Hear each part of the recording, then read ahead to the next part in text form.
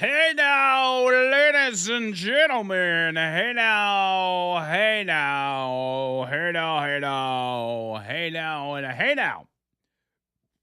Hour number 2 of the Line Talk 99.5, talk995.com, AndrewMcLeanWho.com, and on the YouTubes.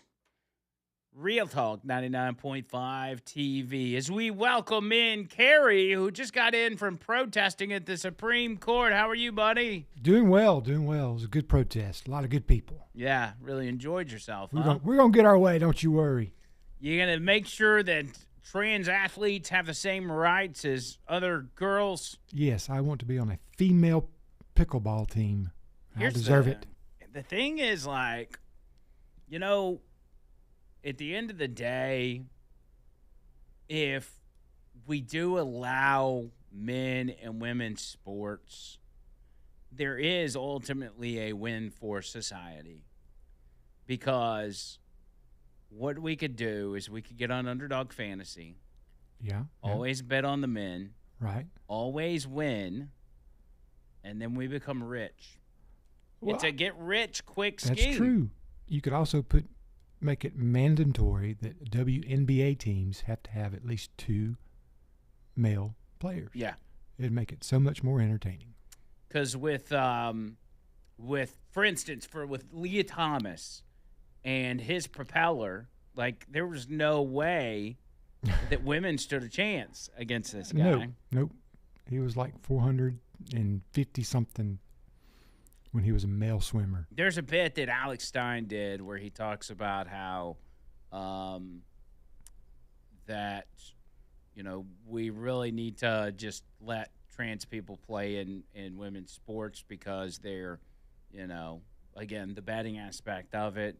He said, but also we could use them in other places like the military. He said, absolutely. For instance, they like to go shoot up schools. So they're, you put them out on the battlefield and they could be incredibly effective.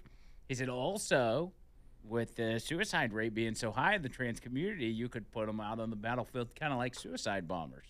I mean, that's the way to look at it. At least send them out first to clear out the rooms and buildings. They're so mean. That's what Alex Stein said. I didn't say that. The fact that we're wasting time in the Supreme Court to decide if it's okay for males to play in female sports is the stupidest thing. It's pretty wild. That is just.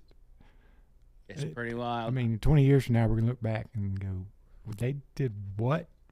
No. To see if what? Imagine people from 30 years ago. Imagine people from the 60s and the 70s. Well, let's say the 50s and the 60s. So let's get before we get into the hippie vibe, because they may be a little accepting of it, even though I think they would think it was. Well, they're weird. the ones protesting now. Right. So, like, if they could look from back then, if they could look at us today and see this current scenario that we're living in, what do you think the reaction would be? That's a good question. What had happened? What's happened? What are y'all doing? Some of them be like, we finally got our way, and some be like, what the hell? Yeah. I don't know, man. It's so damn ridiculous. It's weird. We were listening to a little bit of it. Here's a quote from Justice Thomas. He says, I lost it. It was up on the screen. I was going to read it. They didn't leave it up there very long. No, they didn't. Well, there was one part of the hearing where the trans athlete's attorney was making the argument that her client should be able to play in women's sports because the deciding factor in whether you have an advantage or not is your testosterone. And the fact that his client had been taking estrogen and like just testosterone suppressants or whatever over the course of a year shows that it's leveled out. Right, absolutely. Completely fair at that point. Very fair, very fair. Nothing to do with it. Nothing to do with the size of their body or, Or, in college, you can pay players, you pay 2 or 3 men to be on a volleyball team in college, NIL. Yeah, there's probably not a lot of NIL money in things like volleyball and softball and stuff like that. You want to change that? Allow them to start recruiting men to those softball teams. I mean, it sounds stupid, but where we're at right now.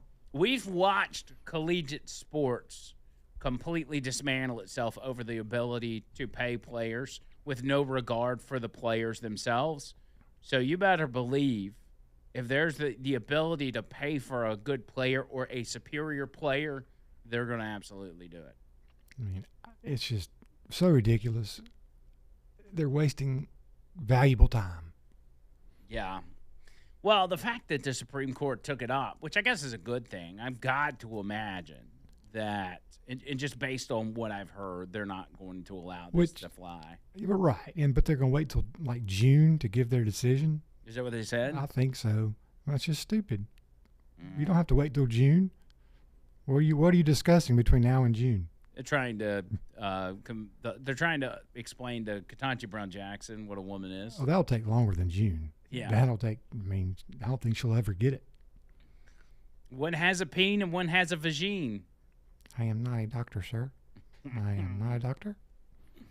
I'm an attorney. So stupid, man. So stupid. So what's new? Any exciting things happened to you last night? No. No, I didn't think so. Are you ready for your vacay? I am, dude. Your holiday? I can't get out of here soon enough. I did go into my office today, and the door was closed. I never closed the door. Uh-oh.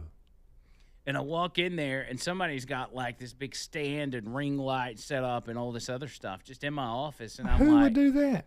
I'm like, what is this? What's going on here?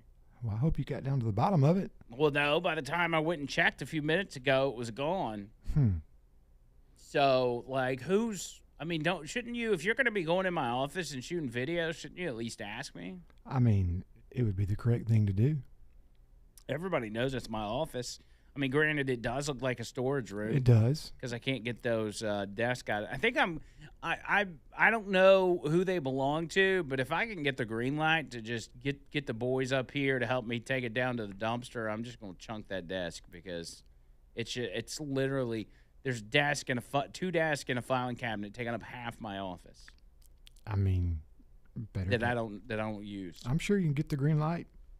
Just tell them. Yeah. Just move it in the hall.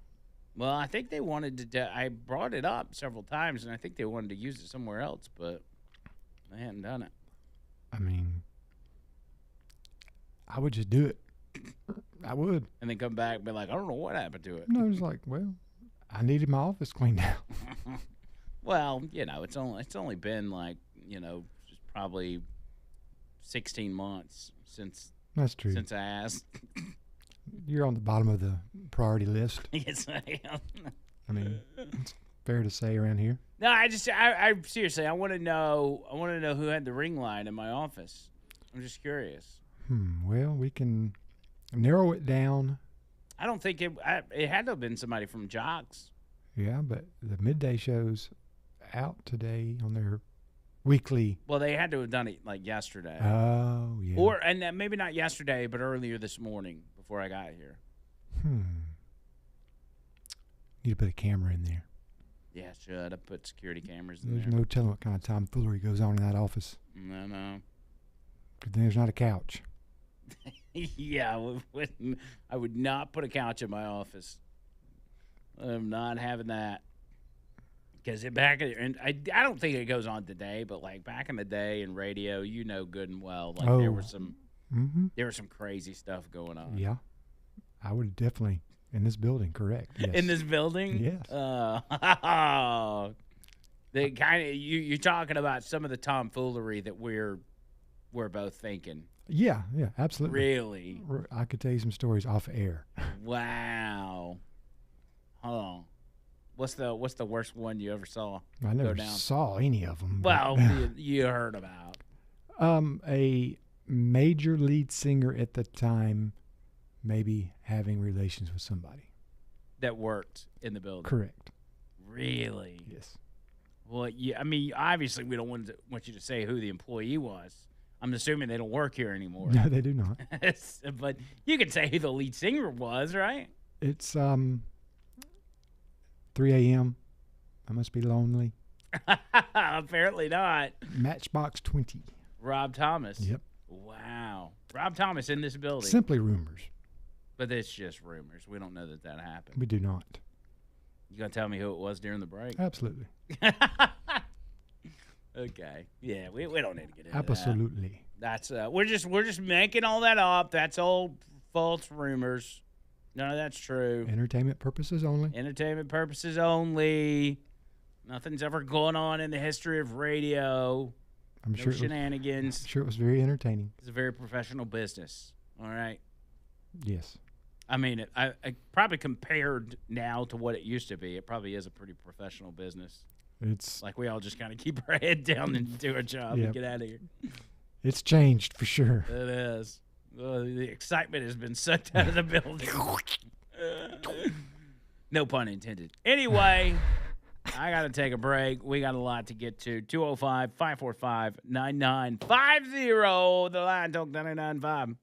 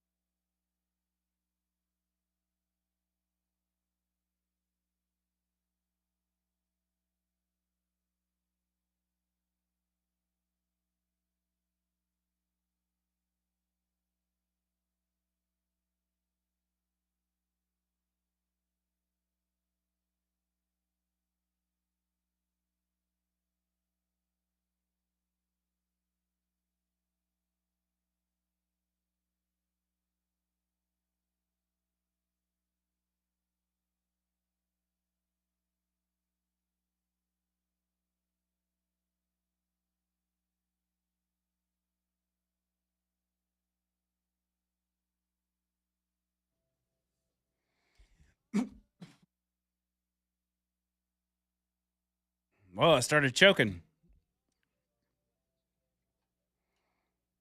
Okay, so you told me who it was, and we've been trying to do a deep dive to see where that individual is these days. And I think they're still in radio. If you look up the name I gave you during the break. It just doesn't look like her, but it's been several years. I don't think I ever knew what she looked like. I just remember that individual, hearing him on the radio. I'll see if I can find something else. Somebody says I must have Chris Adler's old office. Don't know if you. I don't know if he had office. No, that's not it. Well, he worked at, who is that? That's Rick and Bubba. Oh, that Adler. Okay. Yeah. I think that's what they're talking about. And he worked up here? Rick and Bubba were here.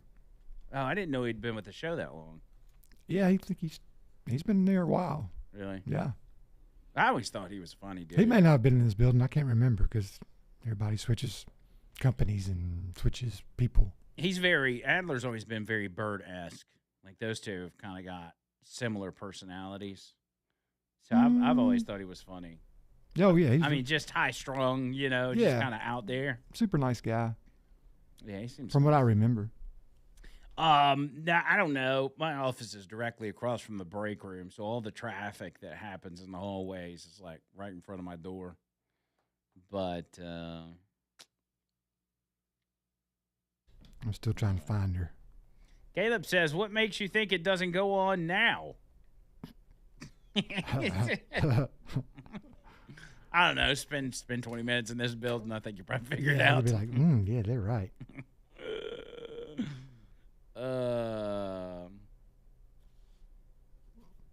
This one, Chris says, was it Del Jackson or Matt Murphy that hooked up with Rob Thomas? I can probably definitely say it was not Matt Murphy now. Yeah, I'd go ahead and take Matt Murphy out of it. Yeah. Dale, I mean, maybe. He seems like a Matchbox 20 guy. Nah, I don't think he was even in radio at the time.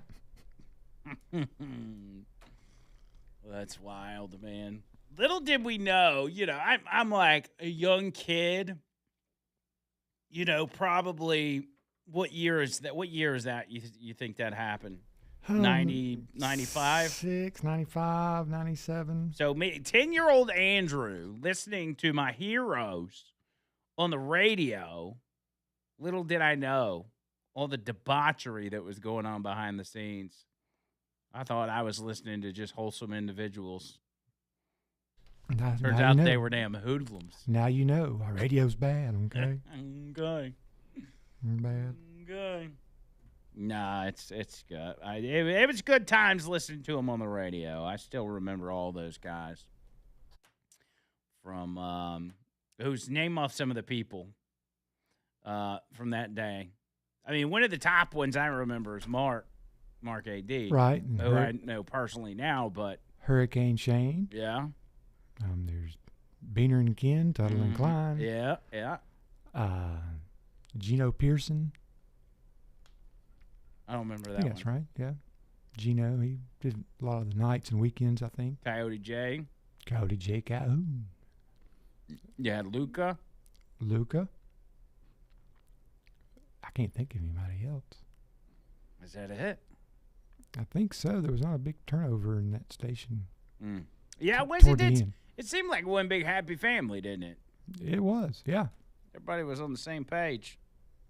It was fun. Yeah. Real radio back in the day. 1077 DX. Yeah. Good stuff. All right, let me get to the phone calls. And no, you can't call in and start guessing who it was because we're not playing that game. 205-545-9950. We're not going to hang people out to dry like that. That's not what we do here. Also, I mentioned the Georgia thing, the prison deal that I need to break down as well. So, as a matter of fact, let me go ahead and do that story before we end up hitting a break. Let's see. What do we got here?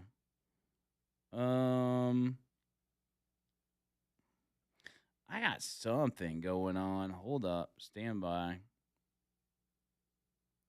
Okay, here we go.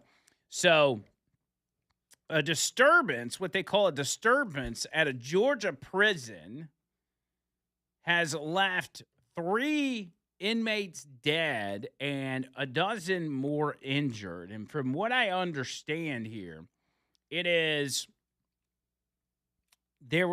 during a visitation And I'm assuming, not knowing the layout of this prison, maybe they have kind of a big common area, big open area where loved ones can come visit and they sit at the table or whatever. Or maybe, I don't even know, maybe they have to visit them behind a glass or something. But some sort of riot broke out and 3 inmates ended up dead, a dozen other people injured in what was a very chaotic scene. We'll get to that in a minute. Let me get Shane first. Shane, what's up? Hey, well, it wasn't Charles Allen Head, was it? No, it wasn't Charles Allen Head. Although I miss Charles Allen Head every day. And I do too.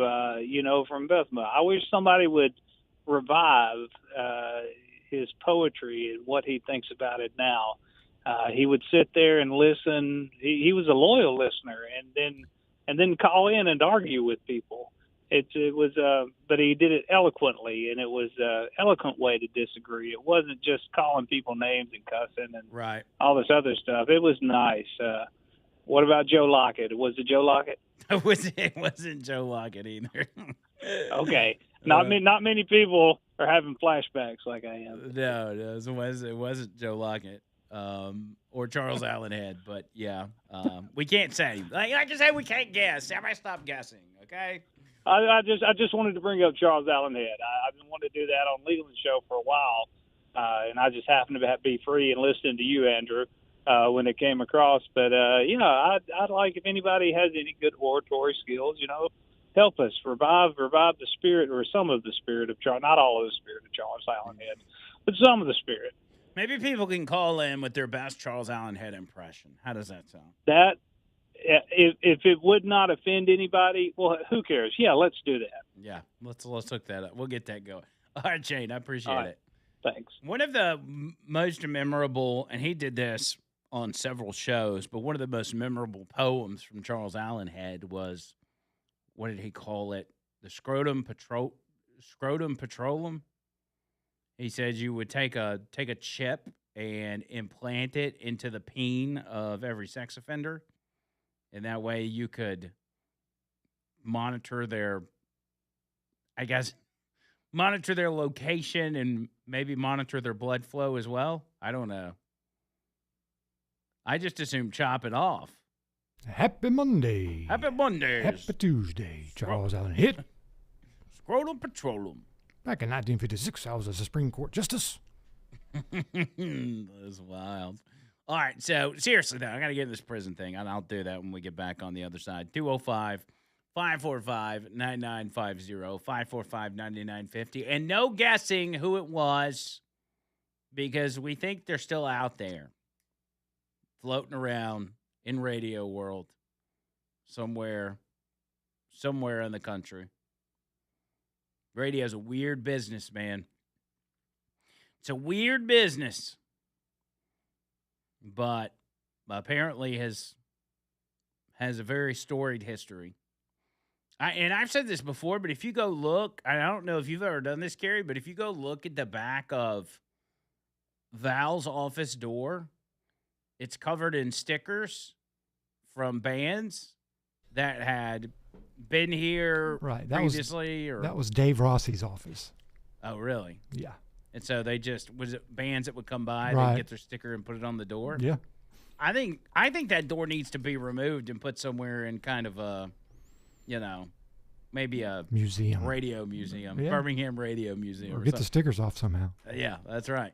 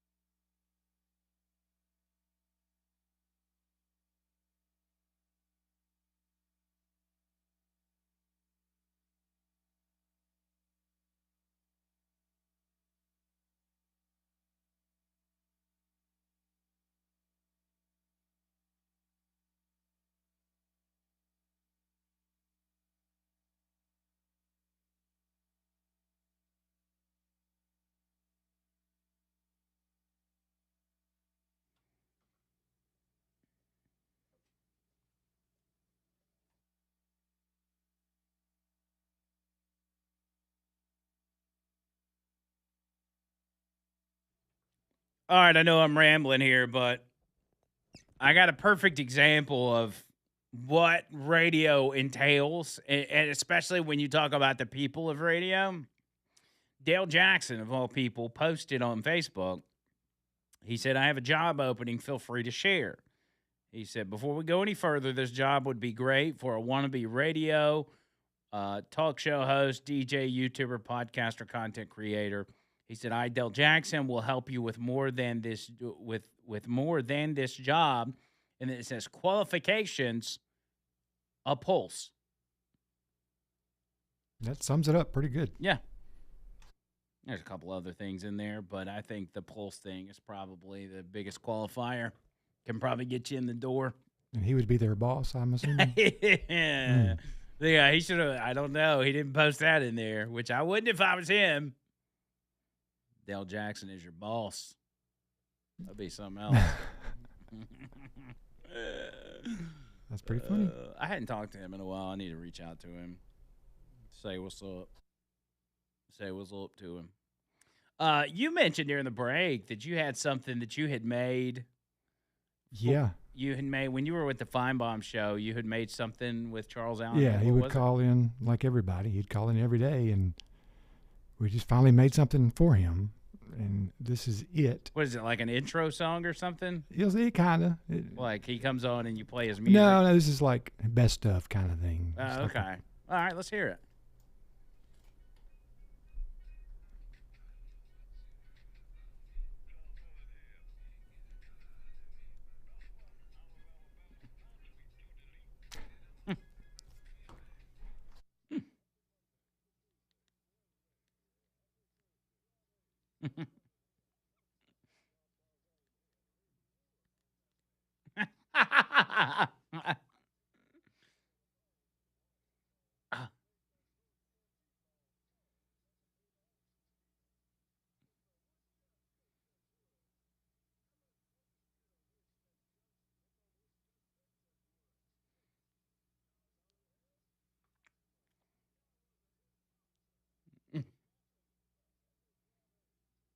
That's pretty good. I miss him, man. He was a good dude. Yeah, he was.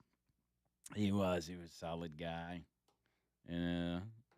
Miss it. If he was still around, man, I would actually be curious to see what his opinion would be on this Minneapolis shooting with the ICE agent, because he was kind of a wild card. Like, he might go either way on any particular issue. Get in the way, gonna have a bad day. Yeah, you read a poem about Nicole Renee Good. He would have something good to say, I'm sure. She was a mother of 3, but only had custody of 1. She was a lesbian. First half the time, because she had 3 kids. Man. Yeah. Good times, man. How long ago did he pass away? 3 years ago? 4 years ago? Yeah, I think it was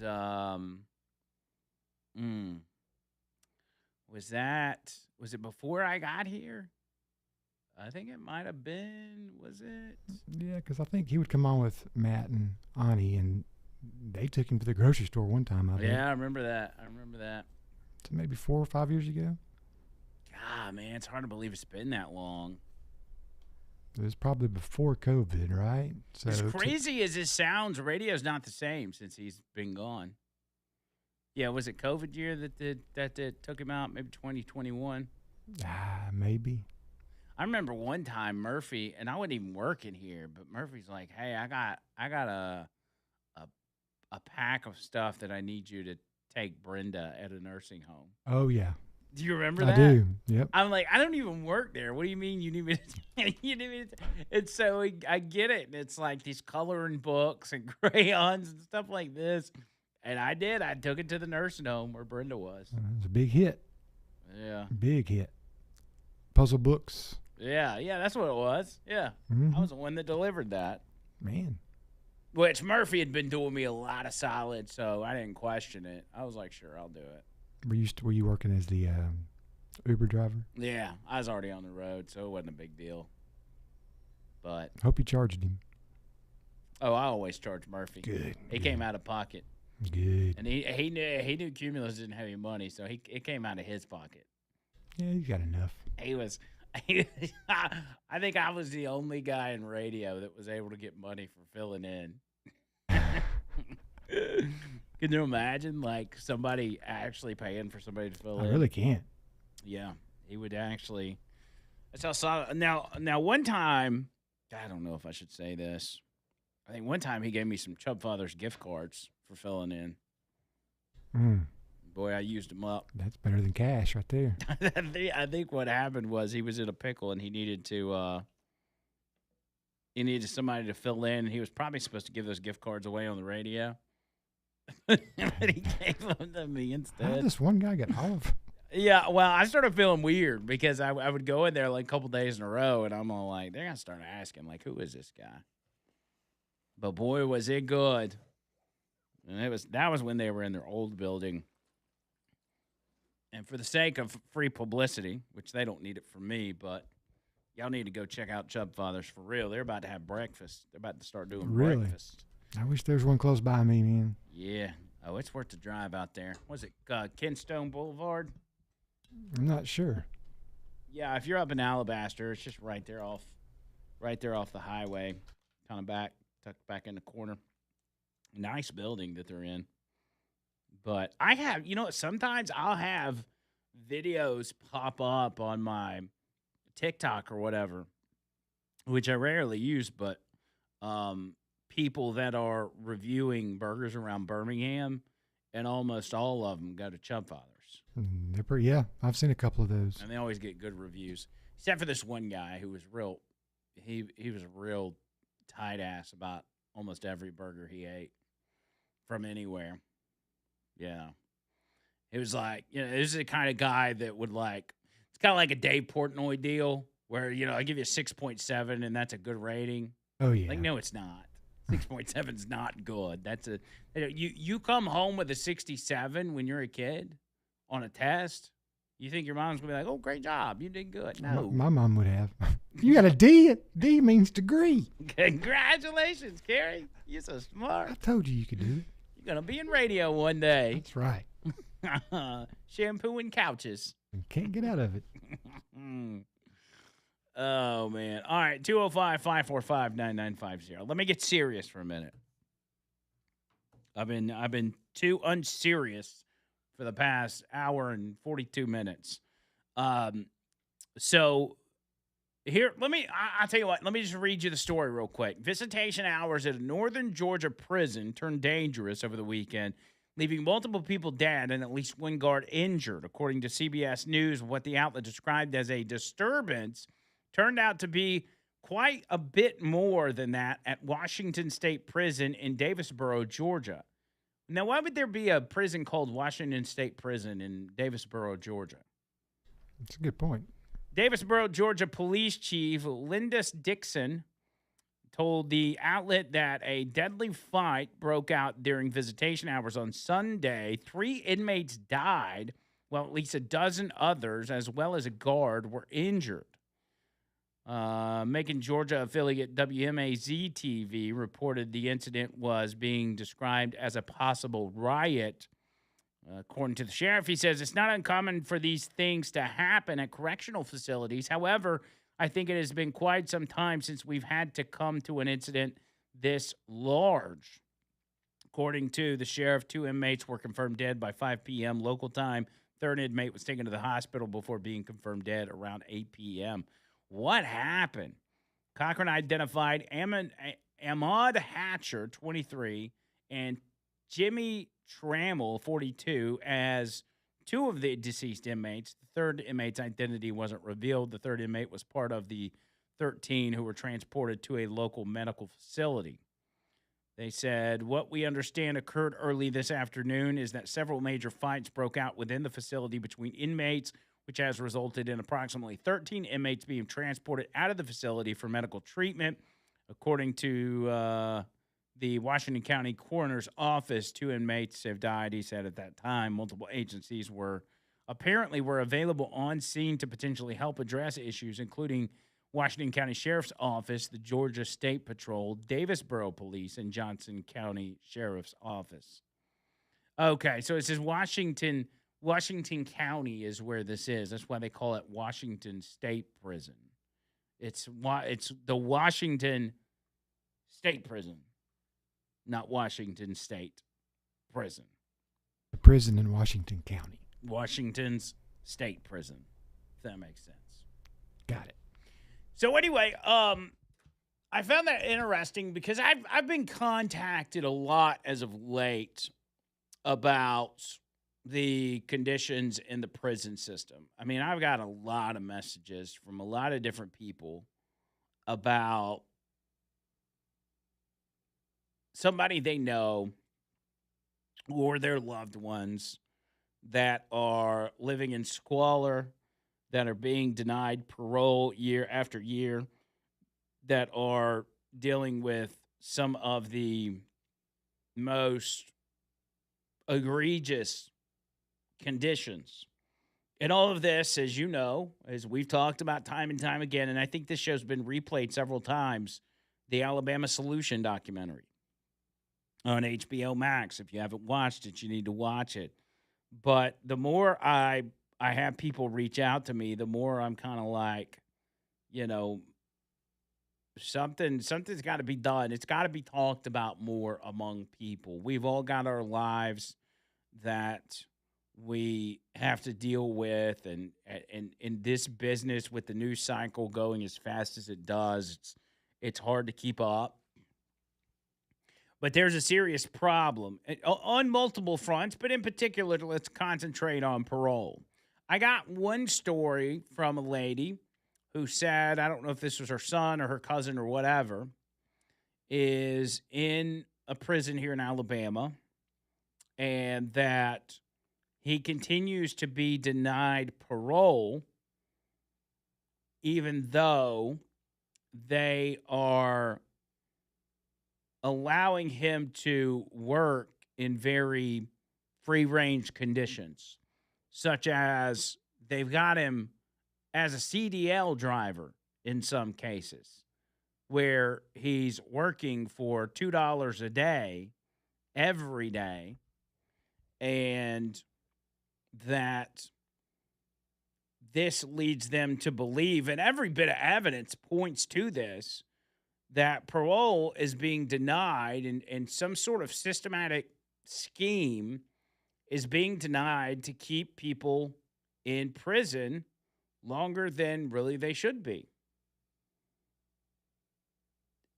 People that should be let out on good behavior and have shown, especially if you've got them working every day and they're showing that they can get out there in the real world and contribute to society, they are keeping them in there because it is more beneficial on multiple fronts, in particular monetarily, to keep what essentially is free labor imprisoned, so you can then contract it out to businesses and everything else, and everybody's you know how much business owners would love to not all business owners, but you know how much some business owners would love to be able to pay their employees $2 a day?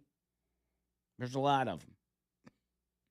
And it's being, the prison system in Alabama and likely in other states are being used in that fashion. We've seen it over and over and over, and it's a problem that seriously needs to be addressed, considering we have an extreme overcrowding issue in our prisons anyway.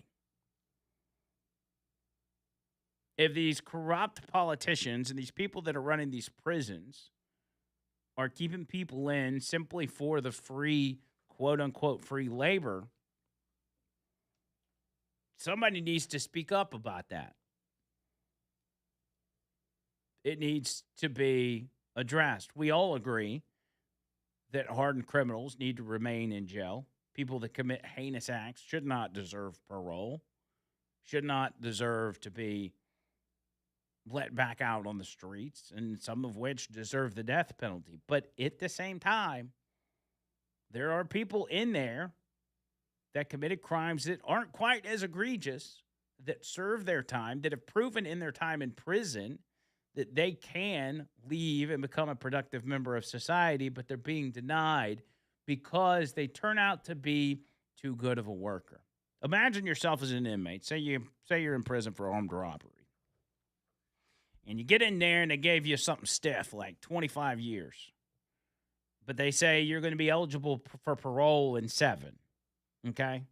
And so what you do at your time there is you keep your good behavior, you work hard, you find opportunities, whether it's in the kitchen or in the yard or whatever, to work your ass off and show the parole board that you are actually a good person. You've changed your ways. That's not who you are, and that you can get out of jail and go out there and hit the workforce and, like, make a family or provide for your current family or whatever. You bust it to prove to them that you can do that, only to find out your efforts have convinced them that they need to keep you in there because you are, in fact, a good worker. That would be pretty upsetting. Not just to the inmate themselves, but to the families that are affected. There's far more family members out there that are affected by people, their loved ones being in prison, than there are the actual prisoners. And these family members are the only advocates that these individuals have. And they're the ones that are reaching out to me all the time, telling me their stories. And it's really tragic. I mean, I don't have anybody that I love that's in prison, but we do have people that listen to this show that consider themselves part of the Hey Now Nation that are in prison that we care about. That, from what we understand, they hit a low point in life, got themselves in trouble, have served their time, and their time has passed, yet they're being kept in prison. And all the people they know being kept in prison. Why? Because of money. Because of corruption. You know how corrupt the Alabama legislature is already. Everybody knows that. It's a cesspool down there. So it shouldn't be that hard to believe that those same individuals are running modern-day internment camps, keeping people in prison for the free labor. Would that be a crazy thought to have? I don't think so. But that's an issue. When I get back next week, I want to talk a lot about, and maybe even bring some people on to discuss it further. 205-545-9950. More of the line coming up.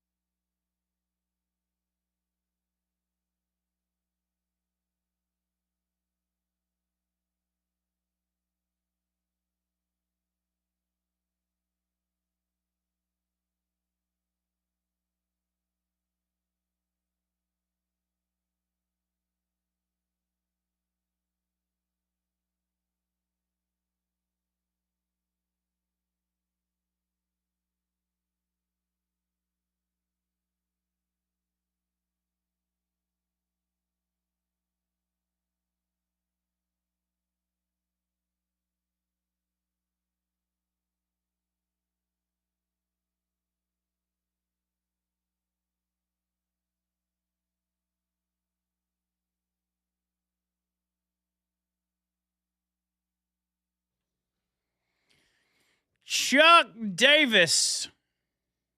ChuckDavisLaw.com. Chuck Davis Law, my attorney. Good dude, solid dude, friend of mine, but also we have a professional relationship, and that is when I've got problems going on, whether that's with custody or divorce or whatever it is. Chuck's my guy, and I trust him before anybody else. And usually, if I have problems, like he's one of the first people I call. I'm like, hey man, what you think about this? Da, da, da, da. Because he's a good listener and he's able to give me solid advice. Even if that's all you need is advice for now, I encourage you to call him, tell him your situation, and say, what do you think I should do about all of this? And he's going to be straight up with you. So don't feel like you got to call him and hire him immediately. Call him with questions that you have. And that's questions about divorce, custody, personal injury. If you've had something happen to you that you're not sure whether or not that you're owed compensation, you can call him and ask him all the questions you want. He is more than happy to answer you, like car wreck, slip and fall, wrongful death, whatever it is. Then you've got probate, you've got contracts that need to be done, you've got wills that need to be taken care of. He can do all of that for you, and it's easy peasy. So get with my attorney. Super good dude. Going to take care of you. You got my word. 205-823-9992. It's 205-823-9992. And online, ChuckDavisLaw.com. No representation is made that the legal services provided are superior to the legal services provided by other lawyers. Looking at the text line real quick. Bubba Rumble says, call me crazy, but recriminalizing CBD products and all the things about the devil's lettuce last year might be about feeding the prison for profit system in Alabama. Might it? I would dare think so. I believe that probably had a lot to do with it. There were several factors, of course, the alcohol lobby, the tobacco lobby, but also the prison lobby. There was a lot of money in the prison lobby. And just like how, one thing benefits another. You take, for example, all the crap that's been put in our food over the years. Well, that benefits the food companies, the food producers, manufacturers, yeah, because they can keep their stuff on the shelf longer. They can make it more bright and make it the optics of the food better. They can make it more tasty and addictive and all these kinds of stuff. But who else does that benefit? It also benefits the pharmaceutical companies because that crap they're putting in the food makes you sick. And when you're sick all the time because of the food you eat, you're always in the hospital. You're always at the doctor. You're always taking the medicines that your doctor throws on you. It's, a lot of things go hand in hand. And I would say this one is no different whatsoever. This one says, I was working and they denied my parole. If I was working and they denied my parole, the working would stop. And to that, I say this. And I don't want to out anybody yet, but I think this is already known within the prison system. But much like on the documentary, how the prisoners went on strike in order to raise awareness and, for instance, get the DOJ's attention to the atrocities happening inside the prisons.